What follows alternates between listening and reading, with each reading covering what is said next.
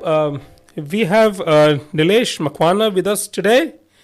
Nilesh is a migrant, international student, and an entrepreneur with a passion for social impact. Nilesh is an Indian Australian author, public speaker, and also the CEO of a global award-winning business Illuminance Solutions. Nilesh was born and brought up in humble surroundings in small town in Gujarat. And from Gujarat, you are here in Perth, and you have just written a book. Yes, How's the journey? it's been a great journey, Nirmal. Of course, it's a typical journey of any other migrant journey. But I'm here. I have put my flag onto Perth, and I'm an Aussie, West Australian Indian citizen now. Yeah, so it's been a great journey. But it's a great book. The Why Terminal 4? Your book's name is Terminal 4, an entrepreneur's journey from bicycle to business class. Why Terminal 4? Yeah, well, that's a good question, isn't it? So you have to buy the book and understand why the Terminal 4. But I'll give you a hint: is that's the terminal where I landed in UK when I was there, first international student. So that's where I worked 6 years, traveled to 54 countries from Terminal 4 in a business class. And when I came to Perth, I arrived at Terminal 4. So it's and every journey starts from terminal, isn't it? Exactly. Because when I started my journey in Australia, I started working in the Perth airport from Terminal 4. There you go. See, you got So we have a connection there as well. I think Terminal 4 is a constant part of every migrant's journey somewhere. Indeed, there is some sort of terminal there where you start journey or you land. So as a migrant entrepreneur's journey, you are taking off from somewhere. And for me, Terminal 4 has been playing a significant role in my life. Yeah. Yeah. But Nilesh, you are very young. So Very young. why write this book just now? Well, it's I'm 41, 40 years old, so not that young. But the book is designed for young entrepreneurs, international students, and the migrant to help showcase that, hey, there are many paths to success and you can make it big in the new country. And the challenges they face, the ups and downs they go through, it's necessary that they learn to experience through somebody else's mistakes or success. And the book gives them that blueprint that when you are a new migrant or young entrepreneurs or students into the new country, what are the tips and tricks you can have handy which can help you. So this book drives those experiences and suggestions and takeaways into each chapter, which can help them to move forward in a new country or in the new journey of it as an entrepreneur, young entrepreneur, Right. So this is an entrepreneur's journey, but you are trying to direct this book to migrants and students who are starting new, or is it to the entrepreneurs from that background or anyone, any entrepreneur? Well, that's what I thought, that I'm writing it for young entrepreneurs and migrants and the international students. But then since the launch of the book has been widely adapted. The Premier himself has read the book. We have few ministers who read the book, and some of the leaders who are highly experienced and successful leaders, they read the book. So the book is now widely adapted by all sorts of audience from all background life, and it's no longer just only for international students or migrants or young entrepreneurs. But that's how I thought the audience would be.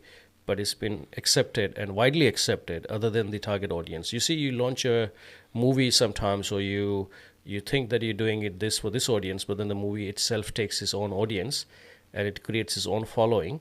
And sometimes you don't know how the response is going to be. So I'm really surprised that the book is actually widely accepted, really gone wide.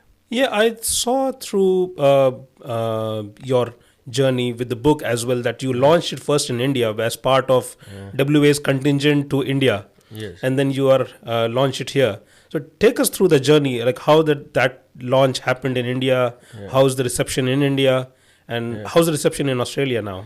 Yeah, well, so the first launch of the book was in India, of course, as you mentioned. The West Australian government led the largest delegation to India, led by our Deputy Premier, Honourable Roger Cook. And part of that delegation, they invited me to launch the book on the first day of the delegation in India. Now, the story is such that India is becoming the largest market for not only tourism, but international students, the migrant. So, the number one migrant which are moving to Australia or are getting the citizenships are Indian. The students which are coming are here. And the West Australian government is trying to get a direct flight happening between India and Perth. So, there were many connections there, and showcasing a journey or a case study or success case study of Indian migrant to Perth. What's the better way to do that than launching the book and sharing the journey? And showcasing Perth is the destination where you can make it big. You can come here and have a success. So the government loved the idea and they launched the book there. It was widely accepted in the media. A lot of interviews happened there. The book was launched in front of 120 delegates with former Indian High Commissioner Dr. Batra. He's a highest civilian award winner. 4 other members of parliament. And the government launched it at the Taj Palace Hotel in New Delhi. So that was the first launch. Then we came back to Perth, and another launch happened with the Premier of Western Australia, Honourable Mark McGowan. He launched the book with the help of Alec Call, the WA Museum CEO. And we had a launch inside the museum with a local guest here. And then another launch happened with the West Australian Parliament, WA Parliament. So the Speaker of the House and the President of the Parliament, they hosted the reception inside the Parliament. And this was the first time non-governmental sort of delegates or person, member of the committee who were invited to launch the book inside the Parliament. And then the Australian Institute of Management in Western Australia, they launched the book for their member base. And on Tuesday, which is the 20th September, the University of Western Australian Vice Chancellor, Professor Amit Chakma, along with the Minister Tony Booty for Office of Multicultural Interest, will be launching the book there. So there has been many events happening, and the Perth, it's been great reception so far in WA, and in India it was widely accepted as well. And now I have an invitation to go to Canada, UK, and also to Melbourne and Sydney to do something more. But there's so limited time and how much you can do. So the book is getting really good response out there. Congratulations on the launches and the response. Why do you think there is such a good response in such a short time? Yeah, I'm asking the same question to myself. But I think sometimes you have to, universe has its own way to take you places. And I think this book is so well written. People are loving it. It's getting great reception out there. The title, people loving it, and the story itself. And everybody can resonate this. Look, this country, Australia, is made up of migrant. It's a migrant country, isn't it? Yeah. So we all have a story. I'm sure the audience listener here in this radio, most of them will have some sort of journey through migration, either through themselves or their parents, and they must have had a struggle to be where they are as a student or as a migrant or as a entrepreneurs. So the book is definitely a vanilla story which everybody can relate to. And people are loving the way I have put it together, the way it's narrated, the story and the tone. And I'm sure that once the couple of listeners reach the books, then they'll understand why it's been so widely accepted. Because sometimes once in a while you come a story or a movie or a book which is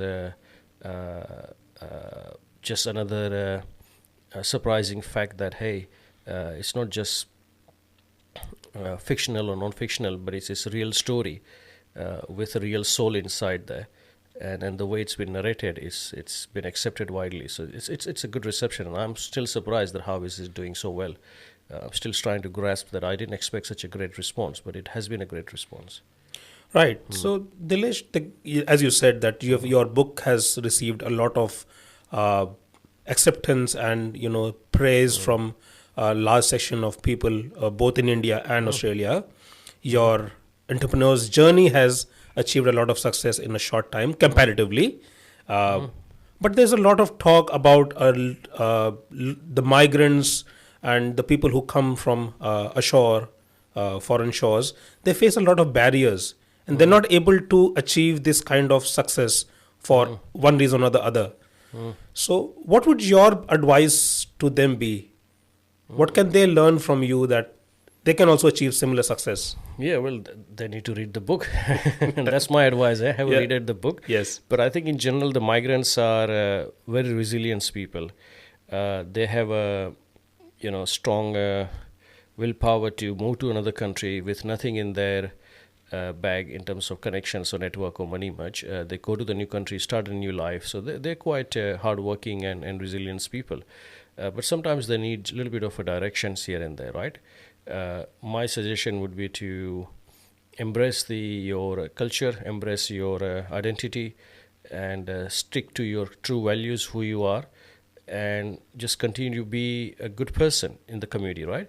So one of the messages I try to give is when you go to the new country, don't ask for just the PR and the citizenships and the financial success and you want the car and you want to meet life partner, business partner. But ask yourself a question: what can I start giving back to this city or country where I have just landed? Because once we move here, this is our homeland, isn't it? Yeah. So how can we make sure that from day one we are starting to contribute? For example, you are volunteering at this Child Radio and you are giving back, which is an amazing thing you're doing, right? And if you continue to give back and continue to serve the city which we're living in and the community which we are part of, the opportunity keeps coming and you start meeting amazing people and the city suddenly welcomes you with open arms and takes you in. So giving back is the first thing I'll suggest, and it has to happen from the day one, not after you have been successful, not after you got a job or not after you financially secure and then you start giving back. So I think volunteering, supporting, giving back is just the way of life. And the migrants are much better at doing that than any other people out there because they have a giving nature from day one and they're helpful nature, right? So I think it's good to start giving back from day one. So are you saying in a nutshell that if you start contributing to the wider community, that Australian dream will follow itself? Definitely, because Australia is made up of few values such as mateship culture right here, and everybody gets a fair go, and they like the people who are, it's just a small town mindset sometimes here. When you're doing good, you're helping others, the help comes to yourself, right? By being a servant leader or leading with karmic management, that you do good karma, and the karma comes around and everything and all. But you have to be patient, and the country has a lot to give. You can make your own success, but you must help others. And the more you help others, the more help's coming to your way. So share something about that karmic philosophy that you just mentioned. What's that? And how do you implement it in your own life and in the business? Yeah, well, see, the Western version of karmic management is that, oh, you did bad to me, bad will something happen to you. Yeah? So you just made some change to me, or you made did good to me, the good will happen to you. But that's not the karmic management. The karmic management is more around the living a way of life, right? Live a life where you are constantly not looking for rewards. You putting it out there, and every actions you are doing through personal or business is done for the good reason. Yeah, there's a good intention behind it, and you are continuing to be a good person out there or community person out there without expecting a return. So in Hindi or Gujarati, they say "Neki kar darya mein dal," which means you do good and you put it in the ocean and you forget about it. But in Western world, we say, I expect in return if I did a good karma. If you did something bad to me, the bad will happen to you, right? That's not the real karma. Yeah. So it's a way of life. And for example, I have made sure that the business when I started, we're using technology for goods for social impact. So any projects we design or develop is focused more on not-for-profit sectors or people with disabilities or senior citizens, multicultural crowd. Through business, we are hiring people, international students, refugee, working moms, senior citizens, semi-retired people, indigenous background, community leaders. So the idea is that the business is helping other people out there, making sure that any work it does, it is making a social impact out there. But on a daily basis, if you can help out or do one good deed and make that as a way of life, then you are living life with a purpose. And the more you do that, even in the long term, it starts to come back to you. And it has been happening with me. Right. So when we say that the migrants and the people coming here face a lot of barriers. There's always this attached notion that the governments and the businesses should do a lot more than what they are doing for them. And diversity and inclusion policies are part of that, that you should hire more people from here, hire more people from there. What else can the businesses do and the government can do? They can maybe use this karmic philosophy that you just mentioned. What else they can do? Well, I don't know. I'm in my business. We don't have a policy. We don't have agenda. We don't have the quota system or anything. We are the most diverse organization. We received the Office of Multicultural Interest Diversity Award. We received Business News Rising Star Diversity Award. We've been recognized quite a few places for our diversity. But we didn't start a business to be diverse. We didn't have the policy, or we didn't set out to say, wow, we are going to have female participation in our workforce 50%, for example, or we're going to hire LGBTQI plus people or anything. No. The simple as that we are all human. Doesn't matter where you come from, which country, nation, culture, or what age, what gender you might have, or what disability you might have. We are all human, first of all. And if you don't have that bias towards people, then you start to hire people for the right job. If you can do the job, then you are welcome, right? So client, for example, wants to pay you or clear your invoice because you have delivered the job. You have done something, right? Yeah, they're not going to pay you just because you are diverse or you are young, old, or anything. No. They're going to pay you because you have done the job. As a business, you want to hire people who can do the job. Now, if you can't do the job just because you are working more with 2 kids and you're not able to perform or do your duties, do you think that the client will pay for it or business will retain that employee? No, right? So the idea is that you don't have a policy, you don't have the agenda. It's a life as usual. Anybody comes your way who needs the opportunity, who wants to have a fair go, you're opening the door for them. So you're not putting any barriers in there, and you're not putting any biases there either. Yeah. So having that mindset as a leader or as an organization or as a government that everybody is welcome, we are all the same. In our anthem also we say we are all one and we are many, right? Yeah. So how do you live by that daily basis? Yeah. Why don't we start with that? Live by that. We are all one, but we are many. So it's just basically that whoever needs an opportunity and has the merit should get the fair go. That's what Australian Constitution and even the national anthem that just mentioned says. That's right. So and there's nothing more to do there. You don't need a policy or agenda or anything. Everybody is welcome as long as they can perform and do the job. They can do that.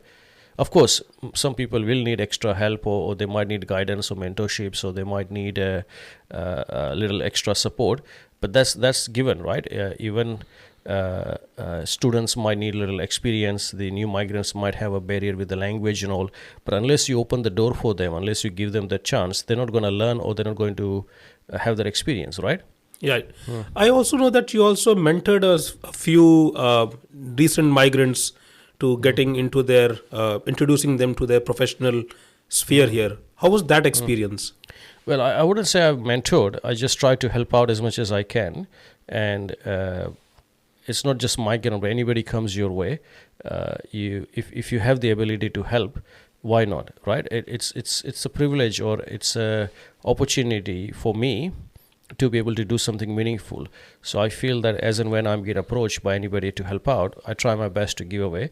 But there's limited what you can do for anybody, right? You can just give them the connections, network guidance, but it's up to them to kind of go out there and make it happen. So I play a little minor role. I don't have much power to help out, but as and when I get a chance to opportunity to help out, I do. And it makes you feel that you are doing something purposeful and meaningful. So it's good opportunity to have position where you can help others.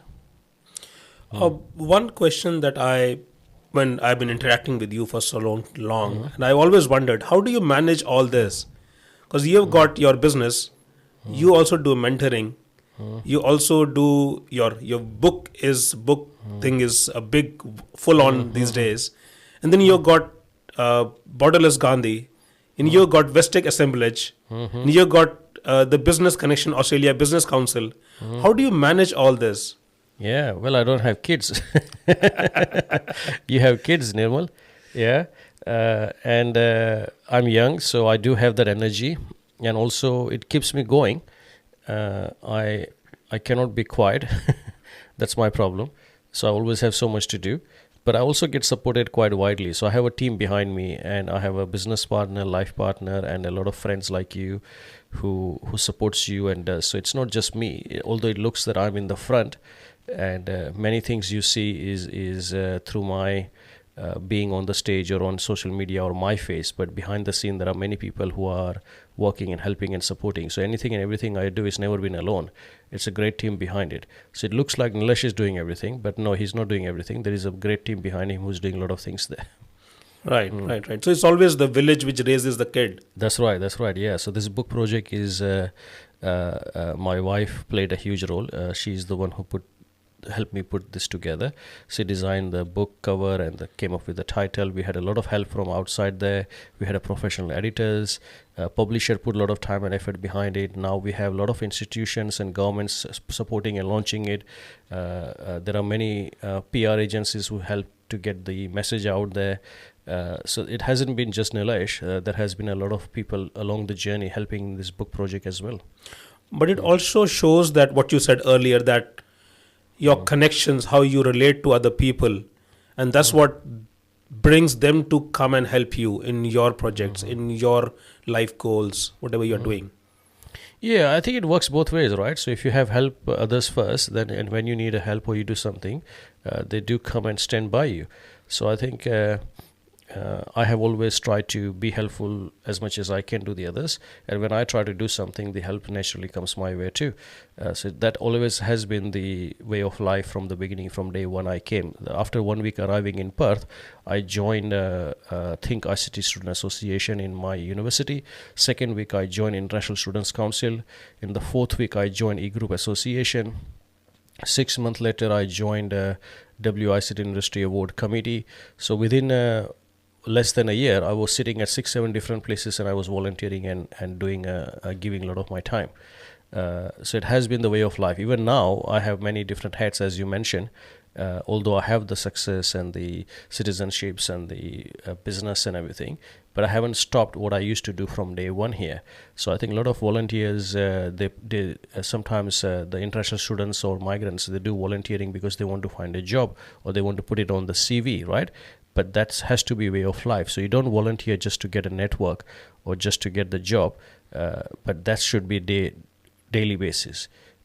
Regardless of where you are in life, you are always finding ways to give back and always do good. Right. Nilesh, but you said that you are in your early 40s and you have achieved everything what any migrant or any person would try to achieve. You have a good business, you have a good family, you got a good network.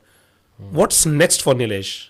You got a long life ahead. What's next? Well, why next? Why can't I just sit and enjoy and relax and just smell the roses, There's a quote from Mahatma Gandhi. It says that there's more to life than increasing its speed, MK Gandhi. And in Australia, we say you can stop and smell the roses, right? So sometimes if you have achieved something, why not just relax and enjoy? So I think for now, I don't know what is next, but I'm definitely want to pause and relax and enjoy what I have achieved, what I've done. And there has been a lot of hard work behind the scene, right? So the book will tell you how I have achieved, what I have achieved, where I am today here. But it's time to reflect. It's time to take a pause and just enjoy the journey. Don't have to rush all the time. There's another quote by Mahatma Gandhi. Says there is enough for everyone's need, but there is not enough for every man's greed, right? So I'm not greedy, and more I'm not greedy, the more is coming your way. Yeah, the more you are not chasing, the more things are happening to you. So sometimes you don't have to always think of what's next. Just enjoy what you have right now and have some gratitude. A lot of things will come your way when you start to appreciate what you already have. Right. One thing with Indian parents is that they are never happy with their kids, whatever their kids have achieved. They're always pushing them, go ahead. So how's your family taking whatever you have done, and are they pushing you for ahead, or are they just like, okay, that's okay? No, I don't think so that all the Indian parents are like that, and mine was definitely not like that. My father never pushed me for anything. He was one of the most chill out and supportive and relaxed father I ever known. He's just happy that you are healthy. I think my parents, they just wants me to be healthy first of all, right? And have a good relationship and make sure that I'm eating well, you are following your values and staying close to your religion. You are being a good person in the community out there. You are being respectful to people. So they don't really want to see you, or you have a 5 portfolio of property. You are now, highly successful in terms of financially. They're not saying that, oh, now you achieve the PhD title, or you are now a doctor. No, no, no. Those are not the things which they are expecting. They're just expecting me to be happy and healthy, especially physical health and mental health, spiritual health, right? So my family has been very kind to me in that regards, and I never had any pressure from them to study or not study. I wasn't studying for 5 years. I was a school failure. In my book, you would see that I failed 10th standard Wow. SSC exam 3 times, and I was a school dropout for 5 years. So father never forced me that, hey, you have to study. And when I decided to study again, I got support, and father again said, sure, go ahead, and we'll give you the fees if you want to study again. And guess what happened? I became a graduate, not honors, but the masters, and then I was a lecturer at Edithco University. But if you look back 20 years ago, I was school dropout for 5 years because I could not pass any exams and everything. Yeah, and failing SSC exam in India is a big thing. The young students are committing suicide because they have so much society pressure and pressure from parents and teachers that you have to get 90 plus marks and high distinctions and everything. In my life, I didn't have that pressure. So I've been fortunate, Right. So, which means that because you're taking a break now from your things. No, not taking break. I'm just taking it slow. I'm not. You're enjoying your life now. Exactly, yeah. Which means that the next book is going to take some time before it comes out. No, I don't think there is a next book there yet. You never say never, but it's too early to think any, because the book itself is just the paperback edition now. There could be an audio book, there could be a Kindle version. You could turn this book into a documentary. You can create a second edition of the book. So there's a long way to go before you think of a next book. Because let's just have this baby first. Start walking in. Right now it's not even crawling, right? Sure. Nilesh, where can people find this book? Well, if they type on Google Terminal 4 An Entrepreneur's Journey from Bicycle to Business Class, or if they type in Google Nilesh Makwana's book, they'll see that it's available online on Booktopia and Amazon and others. But if you are in Perth, in Western Australia, you can go to DMAX bookstores, the Boffins bookstores, the W.H. Smith bookstores, and hopefully many other shops. The distributions are through Booktopia, which is the largest distributor in Australia, and they are managing the book distribution. So it's available in few of the shops and also online. Well, thank you, Nilesh. Thank you for your sharing your story. Yeah. We wish you all the very best in your life, and congratulations for all the success that you have. Yeah. And it's a pleasure for me personally for knowing you for so long, and you have helped me in my previous roles through mentoring, through advising, and again, you are there to help me here. So it's a good thing that we are. I get a lot of things from you, and I can learn a lot of things from you. And no worries. You're welcome, Nirmal. You're doing a good job as always, helping migrants, and now you are volunteering here. So continue doing a good job and keep inspiring the other migrants like you always do. Thank you for having me. Thank you. Thank you for listening to this podcast. Do like, subscribe, and share on whichever platform you have heard this. To know more about Perth Dialogues, please visit perthdialogues.au. From everyone in the studio, goodbye.